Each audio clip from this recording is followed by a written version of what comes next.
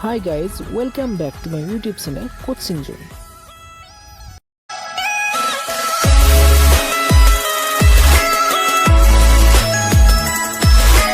বন্ধুসকল আজি আপোনালোকৰ ওচৰলৈ আগবঢ়াই আহিছোঁ ডিপ্ল'মা অফ এলিমেণ্টাৰী এডুকেশ্যন অৰ্থাৎ DLED কোৰ্ছৰ ছেকেণ্ড ছেমিষ্টাৰৰ যিটো আমাৰ 2019 বৰ্ষৰ ফাইনেল এক্সামিনেশ্যন আছিল তাৰ 4 নম্বৰ পেপাৰৰ ফাইনেল পেপাৰখন অৰ্থাৎ ফাইনেল এক্সামিনেশ্যনৰ 4 নম্বৰ যিখন পেডলজি অফ MILৰ পেপাৰ আছিল সেইখন আমি ইয়াত ডিছকাছ কৰিবলৈ চেষ্টা কৰিম। ইতিমধ্যে আমি ইয়াৰ 1 নম্বৰ 2 নম্বৰ আৰু 3 নম্বৰ যিখন পেপাৰ সেই পেপাৰকেইখন ডিছকাছ কৰিছোঁ। যদি এতিয়ালৈকে সেই ভিডিঅ'কেইটা চোৱা নাই তেন্তে প্লিজ ভিডিঅ'কেইটা চাই ল'ব আৰু কেনেকুৱা ধৰণৰ কুৱেশ্যন পেটাৰ্ণ হয়, পৰীক্ষাত কেনেকুৱা ধৰণৰ কুৱেশ্যন বেছিকৈ আহে, কাৰণ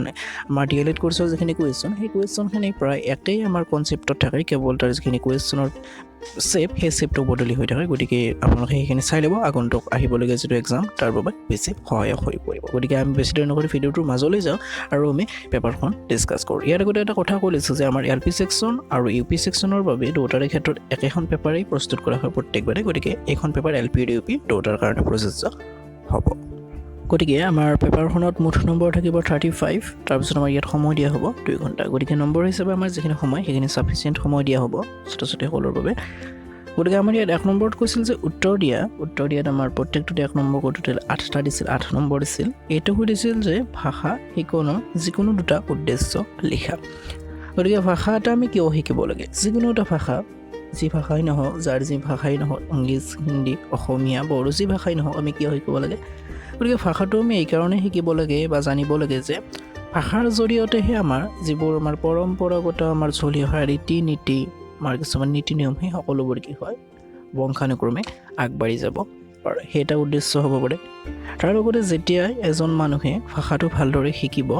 তেওঁৰ যিটো কমিউনিকেশ্যন স্কিল অৰ্থাৎ অন্যৰ লগত যিটো যোগাযোগ কৰা তেওঁৰ ব্যৱস্থা বা তেওঁৰ কৌশল সেইটো ভাল হৈ পৰে। এনেকুৱা ধৰণৰ উদ্দেশ্য লিখিব পৰা যায়। আমাৰ 2 নম্বৰ প্ৰশ্নত কৈছে যে কথন কৌশলৰ বিকাশত সহায় কৰা 2টা অনুশীলনৰ নাম লিখা। অৰ্থাৎ কথন কৌশল, আমি কথা কোৱাৰ ক্ষেত্ৰত আমাৰ যিটো কৌশল সেই কৌশলটো বিকাশৰ বাবে 2টা অনুশীলনী কৈছে। গতিকে এটা অনুশীলনী হ'ব ছাত্ৰ ছাত্ৰীসকলে শ্ৰেণীকোঠাত বিভিন্ন ধৰণৰ আলোচনামূলক ক্ৰিয়াকলাপ কৰিব লাগে, বিভিন্ন বিষয় লৈ কিনে তেওঁলোকক মুক্তভাৱে ক'বলৈ দিব লাগে, যাতে তেওঁলোকৰ যিটো স্কিল বৃদ্ধি হয়, কথা কোৱাৰ কৌশলটো বৃদ্ধি হয়। তেনেকুৱা ধৰণৰ কিছু আমাৰ যিটো আকস্মিক বক্তৃতা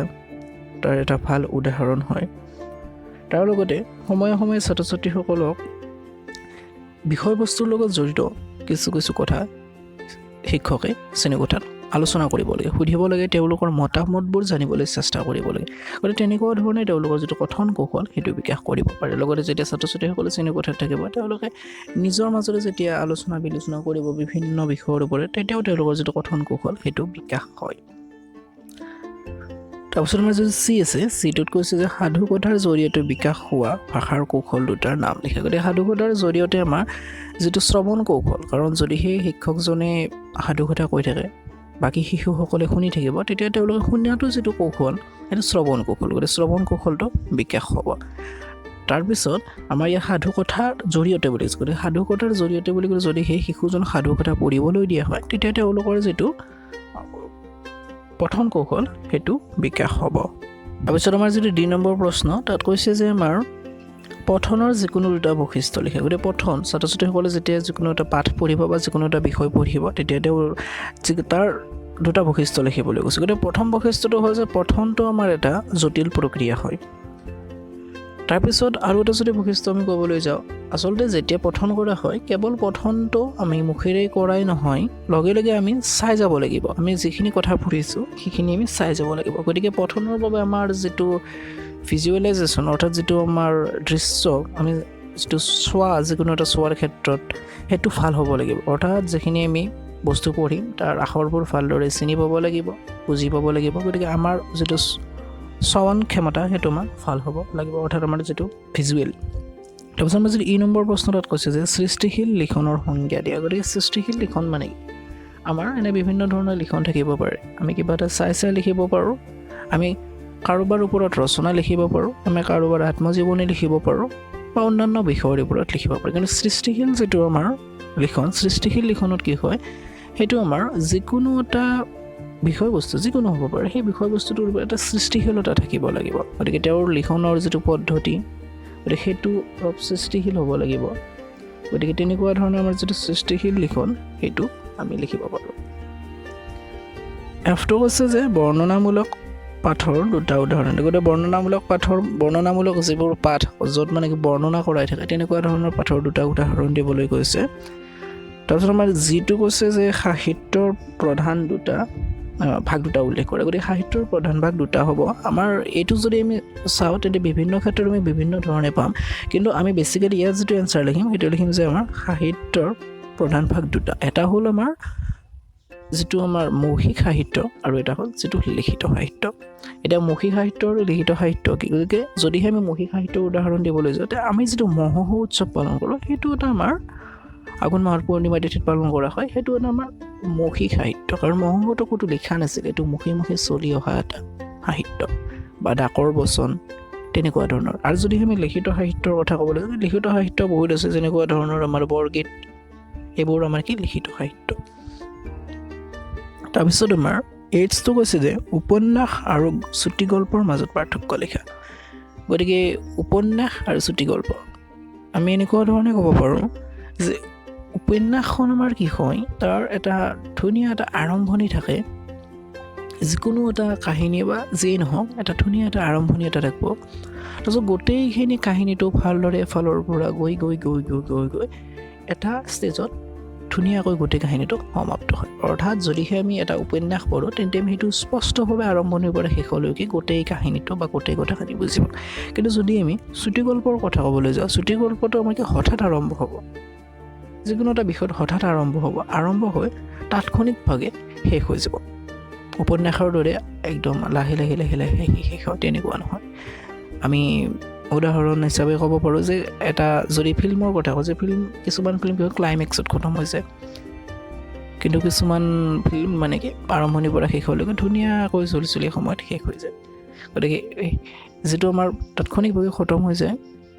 গতিকে সেইটো হ'ব আমাৰ চুটিগল্পৰ উদাহৰণ আৰু যিটো আমাৰ আৰম্ভণিৰ পৰা শেষলৈকে এটা ধুনীয়া সম্পূৰ্ণ কাহিনী থাকে সেইটো হ'ব উপন্যাসৰ উদাহৰণ তাৰপিছত আমাৰ 2 নম্বৰ প্ৰশ্নটোত কৈছে যে চমু উত্তৰ লিখা আমাৰ টোটেল 4টা আছে একোটা 2 নম্বৰ 8 নম্বৰ আছে ইয়াত কৈছে যে শিশুৰ সামাজিক বিকাশত মাতৃভাষাৰ ভূমিকা উদাহৰণ দি ব্যাখ্যা কৰা গতিকে শিশুৰ সামাজিক বিকাশ বুলি ক'লে আমাৰ সমাজত যিবোৰ আচাৰ ব্যৱহাৰ আমাৰ ব্যক্তিত্ব সকলোবোৰ সামৰি লয় গতিকে এইবোৰ বিকাশত মাতৃভাষাৰ ভূমিকা কেনেকুৱা গতিকে এইবোৰ বিকাশত মাতৃভাষাৰ ভূমিকাই অপৰিসীম কাৰণ শিশু এজনে আমি মানুহবোৰ সামাজিক জীৱ জন্তু গতিকে আমি সমাজত থাকিব লাগিব সমাজত থাকিবলৈ হ'লে আমি ইজনে আনজনৰ লগত কমিউনিকেশ্যন কৰিব লাগিব আৰু কমিউনিকেশ্যন কৰিবলৈ আমাৰ ভাষাৰ প্ৰয়োজন হ'ব আৰু সেই ভাষাটো যেতিয়া মাতৃভাষা হ'ব সেই মাতৃভাষাৰ দ্বাৰা যেতিয়া আমি কমিউনিকেশ্যন কৰিম তেতিয়া আমাৰ যিবোৰ মনৰ ভাৱ আনৰ লগত প্ৰকাশ কৰিম বা আমি আনৰ লগত কথা বতৰা ক'ম আমি ইণ্টাৰেকশ্যন কৰিম এই সকলোবোৰ ক্ষেত্ৰত আমাৰ সুবিধাজনক লগতে তেনেকুৱা ধৰণে তেওঁলোকে নিজৰ ব্যক্তিত্বটো গঢ়ি ল'ব পাৰিব তেওঁলোকৰ আচাৰ ব্যৱহাৰৰ মাজত পৰিৱৰ্তন আহিব অৰ্থাৎ সমাজৰ লগত ৰিলায়েবল হ'ব তেওঁলোকে সমাজৰ লগত মিলাই চলিবলৈ আমাৰ যিটো মাতৃভাষাৰ ভূমিকা সেইটো অপৰিসীম যিহেতু ইয়াত 2 নম্বৰ আছে ইয়াতকৈ বেছি লিখিব পাৰি কিন্তু এইখিনি লিখিলে যথেষ্ট তাৰপিছত আমাৰ 2 নম্বৰ প্ৰশ্নটো আছে যে শিকিবৰ বাবে পঠন উদাহৰণ সহ ব্যাখ্যা কৰা গতিকে কি কৈছে শিকিবৰ বাবে পঠন মানে আমি যিকোনো এটা বস্তু পঢ়া আৰু কিয়ৰ বাবে পঢ়িবলৈ কৈছে শিকিবৰ বাবে এটা বস্তু শিকিবলৈ বিষয়বস্তুটোৰ ওপৰত যিখিনি কনচেপ্ট আছে সেইখিনি বুজিবলৈ গতিকে প্ৰথম কথা আমি যিকোনো এটা বস্তু পঢ়িবলৈ হ'লে আমি কেতিয়াবা এনেই পঢ়ি দিলোঁ ক'ৰবাত ৱালত বা বেৰত কিছু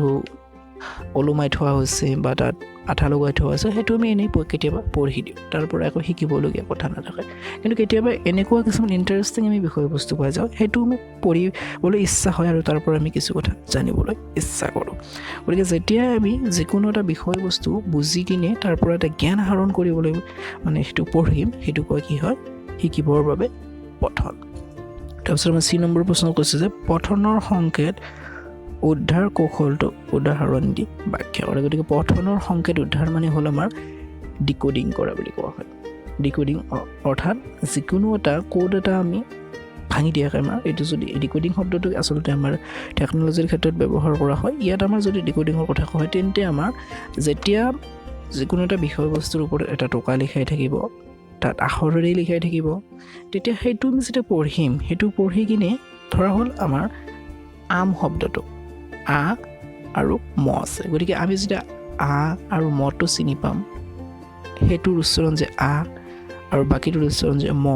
সেইখিনি কথা যেতিয়া আমি গম পাম তেতিয়া আমি সেইটো পঢ়িব পাৰিম যে আ যোগ ম সমান আম গতিকে সেইটো কি হয় এটা কোডৰ পৰা তাক ডিকোড কৰা হয় সেইটোৱে হ'ল আমাৰ কি পাঠৰ সংকেতৰ উদ্ধাৰ অৰ্থাৎ অসমীয়াত ক'বলৈ গ'লে আমাৰ ইংৰাজীত ক'বলৈ গ'লে সুবিধাজনক হ'ব যে ডিকোড কৰা হয় কোনো এটা সংকেত ডিকোড কৰি লওঁ তাৰপিছত আমাৰ দ্বিতীয় কৈছে যে পঠন আৰু লিখনৰ মাজত সম্বন্ধ দেখুওৱা গতিকে পঠন আৰু লিখনৰ মাজত আমাৰ এটা ভাল সম্পৰ্ক আছে যে কেনেকুৱা ধৰণৰ সম্পৰ্ক পঠন মানে পঢ়া লিখন মানে লিখা বোলো যদিহে আমি এটা বিষয়বস্তু পঢ়িব নাজানো তাক আমি লিখিব নোৱাৰিম যিকোনো এটা বিষয়বস্তু লিখিবলৈ হ'লে তাক আমি প্ৰথমতে পঢ়িব জানিব লাগিব আৰু যেতিয়া তাক পঢ়িব জানিম তেতিয়াহে আমি তাক লিখিব পাৰিম তাৰ ওপৰত লিখিব পাৰিম গতিকে তেনেকুৱা ধৰণৰ কথা গতিকে এইটো এটা সম্পৰ্ক ইটোৱে সিটোৰ লগত মিলে আচলতে ঠিক তেনেকুৱা ধৰণে যদিহে আমি কিবা এটা বিষয়বস্তু লিখিব লাগে সেই বিষয়বস্তুটো লিখিবলৈ হ'লে তেন্তে আমি সেই যিটো বস্তুৰ বিষয়ে এটা ধাৰণা গঠন কৰিব লাগিব সেই ধাৰণাটো আমি কেতিয়া গঠন কৰিব পাৰিম যেতিয়া আমি বিষয়বস্তুটোৰ ওপৰত নলেজ থাকিব আৰু নলেজ কেতিয়া থাকিব যেতিয়া আমি বিষয়বস্তুটো পঢ়িম গতিকে তেনেকুৱা ধৰণৰ এটা সম্পৰ্ক থাকে তাৰপিছত 3 নম্বৰ প্ৰশ্নটোত কৈছে যে ভাষাৰ শ্ৰেণীকক্ষৰ সংগঠক হিচাপে শিক্ষকৰ প্ৰধান ভূমিকা কি ভাষাৰ শ্ৰেণীকোঠাৰ সংগঠক মানে তেওঁ ভাষাৰ শ্ৰেণীকোঠাটো গঠন কৰিব লাগিব তাত কেনেকুৱা ধৰণে ভাষা শিকাব তাৰ যিটো এনভাইৰনমেণ্ট সেইটো কেনেকুৱা ধৰণে প্ৰস্তুত কৰিব গতিকে সেইটোৰ ক্ষেত্ৰত শিক্ষকৰ প্ৰধান ভূমিকা আছে গতিকে তাত যেতিয়া শ্ৰেণীকোঠাত শিক্ষক এজন থাকিব তেওঁৰ ভূমিকাটোৱে প্ৰধান হৈ পৰে গতিকে ছাত্ৰ ছাত্ৰীসকলক ভাষা শিকাবলৈ হ'লে আমি জানো আমাৰ ভাৰতবৰ্ষ এখন বহুভাষিক দেশ গতিকে এটা শ্ৰেণীকোঠাত বিভিন্ন ধৰণৰ ভাষা কোৱা ছাত্ৰ ছাত্ৰী থাকিব পাৰে তেনে ক্ষেত্ৰত ছাত্ৰ ছাত্ৰীসকলক সেই সকলোবোৰ ভাষা মিলাই আমাৰ যিটো মান্য ভাষা তাত শিক্ষা দিবলৈ হ'লে তেওঁলোকক শিক্ষকজনে বিভিন্ন ধৰণৰ এক্টিভিটিৰ জৰিয়তে সেই যিটো লাইন সেই লাইনটোত লৈ যাব লাগিব তাৰ উপৰিও তেওঁলোকৰ বিভিন্ন ধৰণৰ ভাষাৰ ওপৰত নলেজ দিব লাগিব তেওঁলোকক যিবোৰ সাহিত্য ভাষাৰ লগত জড়িত যিবোৰ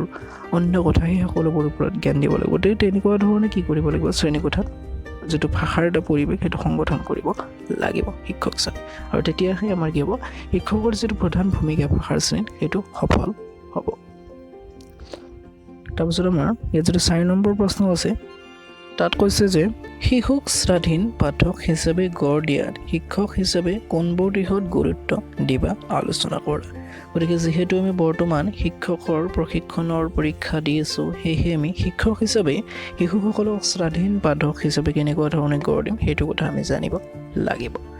যে স্বাধীন পাঠক মানে কি প্ৰথমতে আমি সেইটো কথা জানিব লাগিব স্বাধীন পাঠক মানে হ'ল স্বাধীনভাৱে যেতিয়া এটা শিশুৱে পঢ়িব পাৰিব যিকোনো এটা বিষয়বস্তু কাৰো সহায় নোলোৱাকৈ গতিকে সেইটো হ'ল আমাৰ স্বাধীন পাঠক গতিকে এনেকুৱা ধৰণে শিশু এজনে পঢ়িবলৈ হ'লে শিশুজনৰ পঠনৰ যিটো তেওঁলোকে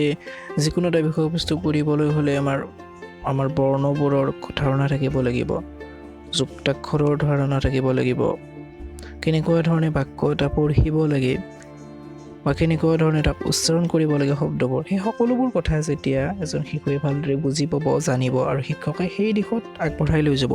তেতিয়া শিশুজনে স্বাধীনভাৱে পঢ়িব পাৰিব তাৰপিছত আমাৰ যিটো 5 নম্বৰ প্ৰশ্ন তাত কৈছে যে শিক্ষাৰ্থীৰ শ্ৰৱণ কৌশলৰ বিকাশত সহায় হোৱাকৈ দুটা ক্ৰিয়াকলাপ প্ৰস্তুত কৰা গতিকে আমাৰ শিক্ষাৰ্থীসকলৰ শ্ৰৱণ কৌশলটো আমাৰ বিকাশ কৰিব শ্ৰৱণ কৌশল মানে যিটো আমাৰ শুনা কৌশল সেইটো বিকাশ কৰিবলৈ আমি কেনেকুৱা ধৰণৰ ক্ৰিয়াকলাপ হাতত ল'ব পাৰোঁ যিহেতু প্ৰশ্নত 4 নম্বৰ আছে দুটা ক্ৰিয়াকলাপত 2 নম্বৰ টোটেল 4 নম্বৰ থাকিব গতিকে আমাৰ তেনেকুৱা ধৰণৰ ক্ৰিয়াকলাপৰ ক্ষেত্ৰত যদি প্ৰথমতে আমাৰ শৰীৰে পৰা পাই অহা এটা আমাৰ ক্ৰিয়াকলাপ আছে সেইটো হ'ল ডিক্টেশ্যন দিয়া অৰ্থাৎ আমাৰ শ্ৰুতলিপি দিয়া গতিকে শ্ৰুতলিপি মানে হ'ল শ্ৰুত মানে শুনা লিপি মানে লিখা গতিকে শ্ৰুতলিপি দিলে ছাত্ৰ ছাত্ৰীসকলে ভালদৰে যিকোনো এটা বিষয়বস্তু শুনিবলৈ চেষ্টা কৰিব আৰু যেতিয়া ভালদৰে শুনিব তেতিয়াহে তেওঁলোকে ভালদৰে শুদ্ধকৈ লিখিব পাৰিব গতিকে এটা আমাৰ শ্ৰুতলিপি এটা ভাল এটা আমাৰ এক্টিভিটি শ্ৰৱণ কৌশল বিকাশৰ ক্ষেত্ৰত ইয়াৰ উপৰিও আমি অন্য ধৰণৰ কিছুমান ক্ৰিয়াকলাপ হাতত ল'ব পাৰোঁ যেনেকুৱা ধৰণে আমি ছাত্ৰ ছাত্ৰীসকলৰ ওচৰত এটা শ্ৰেণীকোঠাত কাহিনী এটা আগবঢ়ালোঁ ছাত্ৰ ছাত্ৰীসকলক কাহিনী এটা শুনালোঁ গতিকে কাহিনীটো শুনোৱাৰ পিছত ছাত্ৰ ছাত্ৰীসকলক সেই কাহিনীটোৰ ওপৰত বিভিন্ন ধৰণৰ আমি কুৱেশ্যন কৰিব পাৰোঁ কুৱেশ্যন কৰিলে যদিহে ছাত্ৰ ছাত্ৰীসকলে কুৱেশ্যনৰ এনচাৰবোৰ ভাল ধৰণে দিব পাৰিছে তেতিয়াহ'লে তেওঁলোকে যিটো কাহিনীটো ভালদৰে শুনিছে বা শুনিবলৈ চেষ্টা কৰিছে বা তেওঁলোকে মনোযোগ দিছে আৰু যদিহে পৰা নাই নিশ্চিতভাৱে তেওঁলোকে ভালদৰে শুনা নাই বা তেওঁলোকে বস্তুটো শুনি কিনে বুজি পোৱা নাই গতিকে যিটো আমাৰ বস্তুটো শুনি কিনে আমাৰ যিটো বুজি লোৱা সেইটো আমাৰ শ্ৰৱণ কৌশলতে পৰে গতিকে তেনেকুৱা ধৰণৰ বিভিন্ন ধৰণৰ আৰু এক্টিভিটি আমি কথা ক'ব পাৰোঁ তাৰপিছত আমাৰ 6 নম্বৰ যিটো প্ৰশ্ন তাত কৈছে যে জীৱনী সাহিত্যৰ বিষয়ে উদাহৰণ দি আলোচনা কৰা গতিকে জীৱনী সাহিত্য মানে আমি জানো জীৱনী মানে হ'ল যিকোনো এজন ব্যক্তিৰ জীৱনৰ কথা লিখা আৰু যদি সেই জীৱনৰ কথা নিজে লিখে তাক আমি আত্মজীৱনী আৰু অন্যসকলে লিখিলে আমি জীৱনী বুলি গতিকে সেই জীৱনী সাহিত্যৰ যিটো আমাৰ কেনেকুৱা ধৰণৰ সেই বিষয়ে লিখিব লাগিব গতিকে আমাৰ ব্যক্তিগৰাকীৰ জীৱনৰ সকলোবোৰ গুৰুত্বপূৰ্ণ কাহিনী কথা বা তেওঁলোকৰ লগত জড়িত ঘটনা সকলোবোৰ তাত সন্নিৱিষ্ট কৰা হয় তেওঁলোকৰ জন্ম মৃত্যু তেওঁৰ পৰিয়াল কাম কাজ যদিহে সাহিত্যিক তেওঁৰ সাহিত্য চৰ্চা যদিহে তেওঁ বিজ্ঞানিক তেওঁৰ বৈজ্ঞানিক যিবোৰ চিন্তা চৰ্চা বৈজ্ঞানিক ভাৱধাৰা তেওঁৰ আৱিষ্কাৰ সেই তেনেকুৱা ধৰণে আমাৰ কি জীৱনী সাহিত্যত সন্নিৱিষ্ট কৰা হয় গতিকে সেইখিনি আমাৰ মেইন বস্তু সেইখিনি আমি ভালদৰে ইয়াত আৰু লিখিব লাগিব 3 নম্বৰ যিহেতু আছে তাৰপিছত আমাৰ যিটো 7 নম্বৰ প্ৰশ্ন তাত কৈছে যে শিক্ষাৰ্থীৰ পঠনৰ মান নিৰূপণৰ বাবে এটি ক্ৰিয়াকলাপ প্ৰস্তুত কৰা পঠনৰ মান নিৰূপণ এতিয়া আমাৰ মান নিৰূপণ বুলি ক'লে আমাৰ সাধাৰণতে ই এক প্ৰকাৰৰ এটা ইভালুৱেশ্যন হয় গতিকে তেওঁলোকে যিকোনো এটা বিষয়বস্তু ভালদৰে পঢ়িব পাৰিছেনে পৰা নাই সেইটো আমি বিচাৰৰ বাবে কি কৰিব পাৰোঁ কিছুমান আমাৰ ক্ৰিয়াকলাপ হাতত ল'ব পাৰোঁ গতিকে কেনেকুৱা ধৰণৰ ক্ৰিয়াকলাপ হাতত ল'ব পাৰোঁ যে আমি যিকোনো এটা কাহিনীৰ বা পাঠ্যপুথিত থকা যিকোনো এটা কাহিনীৰ পৰা যিখিনি মেইন পইণ্ট সেই মেইন পইণ্টখিনি আমি বিভিন্ন চেণ্টেন্সত উঠাই ল'ব পাৰোঁ আৰু চেণ্টেন্সকেইটা আমি বেলেগ ধৰণে আমি বা বেলেগ এটা ছিকুৱেঞ্চ নিমিলোৱাকৈ আমি ৰাখি দিব পাৰোঁ আৰু তেওঁলোকক তাৰ ছিকুৱেঞ্চটো মিলাবলৈ ক'ব পাৰোঁ গতিকে সেইটো এটা আমাৰ কি হ'ব পঠনৰ মান নিৰূপণ কাৰণ যেতিয়া ছাত্ৰ ছাত্ৰীসকলে চেণ্টেন্সকেইটা ভালদৰে পঢ়িব পাৰিব তেতিয়াহে তেওঁলোকে বুজিব আৰু তেতিয়াহে তেওঁলোকে ছিকুৱেঞ্চলি মিলাব পাৰিব তাৰ উপৰিও আমি পঠনৰ মান নিৰূপণৰ বাবে আমি শুদ্ধ দিব পাৰোঁ যে যিকোনো এটা পাঠৰ আমাৰ বিষয়বস্তুখিনিৰ ওপৰত কিছু বাক্য দিলোঁ আৰু সেই বাক্যকেইটা শুদ্ধ নে অশুদ্ধ সেইখিনি ছাত্ৰ ছাত্ৰীসকলক বিচাৰ কৰিবলৈ ক'লোঁ আৰু তেতিয়া কি হ'ব তেওঁলোকে বাক্যখিনি পঢ়িব লাগিব যেতিয়া তেওঁলোকে পঢ়ি কিনে তেওঁলোকে সেইটো শুদ্ধ নে পাঠভিত্তিকভাৱে সেইটো অশুদ্ধ সেইখিনি কথা তেওঁলোকে লিখিব পাৰিব আৰু অন্য বিভিন্ন ধৰণৰ ক্ৰিয়াকলাপ আছে যাৰ দ্বাৰা আমি শিক্ষাৰ্থীৰ যিটো পঠনৰ মান নিৰূপণ সেইটো নিৰ্ণয় কৰিব পাৰোঁ গতিকে তাৰপিছত আমাৰ যিটো 8 নম্বৰ প্ৰশ্ন কৈছে যে বিদ্যালয়ত নৈতিক শিক্ষাৰ গুৰুত্ব এই বিষয়টো লৈ এটা দফা প্ৰস্তুত কৰা 3 নম্বৰ আছে গতিকে কি কৈছে আমাৰ বিদ্যালয়ত নৈতিক শিক্ষাৰ গুৰুত্ব নৈতিক মানে আমাৰ মৰেল শিক্ষা মানে মৰেল এডুকেশ্যন কৰি মৰেল এডুকেশ্যনৰ অতিকৈ প্ৰয়োজনীয় আমাৰ বিদ্যালয়ত বিশেষকৈ আমাৰ প্ৰাথমিক পৰ্যায়ৰ বিদ্যালয়ৰ ক্ষেত্ৰত বিশেষকৈ বেছি প্ৰয়োজনীয় এইকাৰণেই প্ৰয়োজনীয় যে যিকোনো এজন শিশুৰ ব্যক্তিত্ব গঠন কেতিয়া হ'ব যেতিয়া তেওঁ সৰুৰ পৰাই এটা ভাল ব্যক্তিত্ব গঠন কৰিব তেতিয়াহে তেওঁৰ ব্যক্তিত্বটো পিছৰ পৰ্যায়ত অৰ্থাৎ ভৱিষ্যত জীৱনটো ভাল হ'ব গতিকে আমাৰ ব্যক্তিত্ব গঠনৰ ক্ষেত্ৰত আমাৰ যিটো মৰেল এডুকেশ্যন নৈতিক শিক্ষা সেইটো অতিকৈ জৰুৰী হৈ পৰে গতিকে যেতিয়া ছাত্ৰ ছাত্ৰীসকলক বিভিন্ন ক্ষেত্ৰত নৈতিক আমাৰ শিক্ষা দিয়া হ'ব যেনেকুৱা ধৰণৰ যদিহে আমি এটা সাধু কথা ক'বলৈ যাওঁ যে সাধু কথাটো কেনেকুৱা বিভিন্ন ধৰণৰ সাধু কথা আছে তাৰে ভিতৰত যদি আমি বীৰবলৰ সাধু কথা ক'বলৈ যাওঁ যে ক্লাছ 7ত আমাৰ এটা ধুনীয়া এটা গল্প আছে বীৰবলক লৈ যে চাইল্ডছ বিউটি বোলা তাত কৈছিল যে সকলোবোৰ শিশুৱে কি নিজৰ মাক দেউতাকৰ মনত খুবেই ধুনীয়া সি বেলেগৰ দেখাত যেনেকুৱাই নহওক ক'লা বগা বা যেনেকুৱাই নহওক যে নিজৰ শিশুজন কি হয় সকলো মাক দেউতাকৰ মনত ধুনীয়াই পৃথিৱীত আটাইতকৈ ধুনীয়া গতিকে সেই কথাটো বীৰবলে বুজাবলৈ মহাৰাজাক বিভিন্ন ধৰণৰ তেওঁ কৌশলগতভাৱে সেই কথাটো বুজাইছিল গতিকে তেনেকুৱা ধৰণৰ যেতিয়া কাহিনী ছাত্ৰ ছাত্ৰীসকলৰ আগত দাঙি ধৰা হ'ব তাৰপিছত তাৰ যিটো মৰেল অৰ্থাৎ যিটো আমাৰ নীতি শিক্ষা সেইটো তেওঁলোকৰ ওচৰত দিয়া হ'ব তেতিয়া তেওঁলোকে তাৰ পৰা এটা নৈতিকতাটো বুজি পাব আৰু তাৰ পৰা তেওঁলোকে শিক্ষা গ্ৰহণ কৰিব তেনেকুৱা ধৰণে শিক্ষা গ্ৰহণ কৰিলে তেওঁলোকৰ ব্যক্তিত্বও তেনেকুৱা ধৰণে গঠন হ'ব আৰু যেতিয়া ব্যক্তিত্বটো তেনেকুৱা ধৰণে গঠন হ'ব তেওঁলোকে ভৱিষ্যত জীৱনত এটা ভাল দিশত আগবাঢ়ি যাব আৰু যেতিয়াই ভাল দিশত আগবাঢ়ি যাব তেতিয়া আমাৰ কি সমাজখনৰ সেই অঞ্চলটোৰ আমাৰ উন্নত হ'ব আৰু যেতিয়া একোটা অঞ্চল উন্নত হৈ গৈ থাকিব তেতিয়া ৰাষ্ট্ৰখনো উন্নতিৰ ফালে আগবাঢ়ি গৈ থাকিব গতিকে বন্ধুসকল আজি ইমানতে আমাৰ এই পেপাৰখন ডিছকাছ কৰা সমাপ্ত হ'ল আশা ৰাখিছোঁ সকলোৱে ভিডিঅ'টো চাই ভাল পালে পেপাৰখন ভালদৰে বুজি পালে মই যিমান পাৰোঁ বুজাবলৈ চেষ্টা কৰিছোঁ যদি এই ভিডিঅ'টো চাই ভাল পালে তেন্তে প্লিজ ভিডিঅ'টো লাইক কৰি দিবলৈ নাপাহৰিব আৰু লগতে পাবলৈ প্লিজ ভিডিঅ'টো শ্বেয়াৰ কৰি দিবলৈ নাপাহৰিব আৰু লগতে যদি এতিয়ালৈকে চেনেলটো ছাবস্ক্ৰাইব কৰি তেন্তে প্লিজ চেনেল ছাবস্ক্ৰাইব কৰি বেল আইকনটো প্ৰেছ কৰি দিব কাৰণ ইয়াৰ পিছত যিখিনি পেপাৰ আছে সেইখিনি আপোনালোকৰ ওচৰলৈ অতি সোনকালে আগবঢ়াই লৈ আহি আছোঁ গতিকে আশা ৰাখিছোঁ সকলো ঘৰতে আছে নিৰাপদ আছে ভিডিঅ'টো চোৱাৰ বাবে বহুত বহুত ধন্যবাদ ষ্টে হোম ষ্টে ছেফ